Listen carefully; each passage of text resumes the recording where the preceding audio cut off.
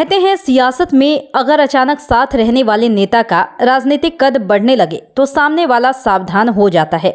और इन दिनों बिहार की सियासत में कुछ ऐसी ही तस्वीर देखने को मिल रही है। हाल के दिनों में बिहार के डिप्टी सीएम तेजस्वी यादव राष्ट्रीय स्तर पर अपनी छवि बनाने निकले थे। दिल्ली के मुख्यमंत्री अरविंद केजरीवाल से मुलाकात की, झारखंड के सीएम हेमंत सोरेन से भी मिले।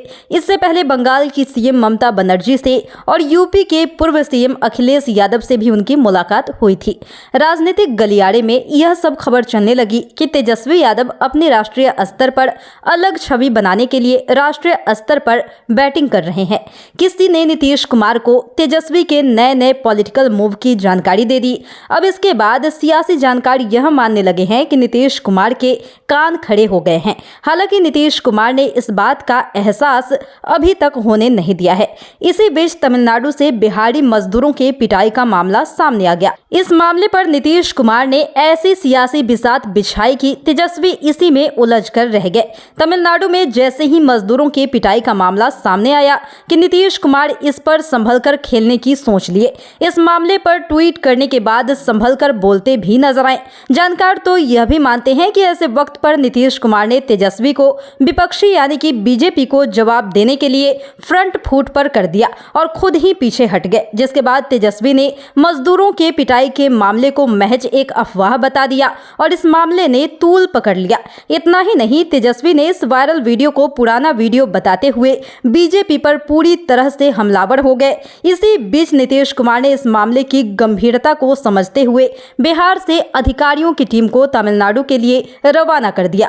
इसी बीच बिहार के तमाम अधिकारियों ने तमिलनाडु के अधिकारियों से इस मसले पर बातचीत की। हालांकि नीतीश कुमार ने इस मसले पर ज्यादा कुछ नहीं कहा और खुद को न्यूट्रल किए रहे। हालांकि सियासी जानकार यह मानते हैं कि नीतीश ने इस मामले की गंभीरता को समझते हुए इस मसले पर ज्यादा बातचीत नहीं की और तुरंत ही इस पर एक समझदारी भरा कदम उठा दिया।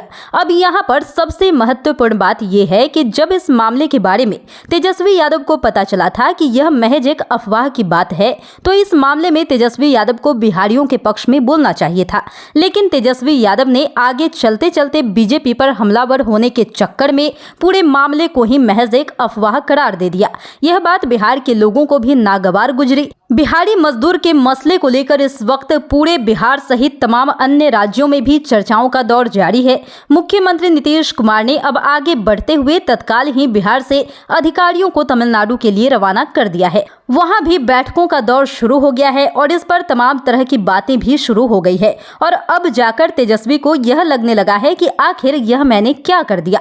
तेजस्वी को अब समझ में आने लगा है कि उन्होंने एक बड़ा मौका छोड़ दिया, एक बड़ा मौका उनके हाथों से निकल गया है। फिलहाल तो सियासी जानकार यही बता रहे हैं कि इस वक्त तेजस्वी यादव बिहारियों की नजर में विलेन साबित हो गए हैं। हालांकि नीतीश कुमार ने इस मामले में एक बार फिर से बाजी मार ली है। सियासी जानकार यह भी मानते हैं कि इस तरह से नीतीश कुमार को बिना विश्वास में लिए हुए तेजस्वी उनके साथ रहकर खुद को फ्रंट फुट पर नहीं ला पाएंगे। बहरहाल यह देखने वाली बात होगी कि अब नीतीश कुमार और तेजस्वी के बीच इस मामले पर अगर राय अलग अलग चलती है तो इस पर महागठबंधन की तरफ से क्या कुछ देखने को मिलता है।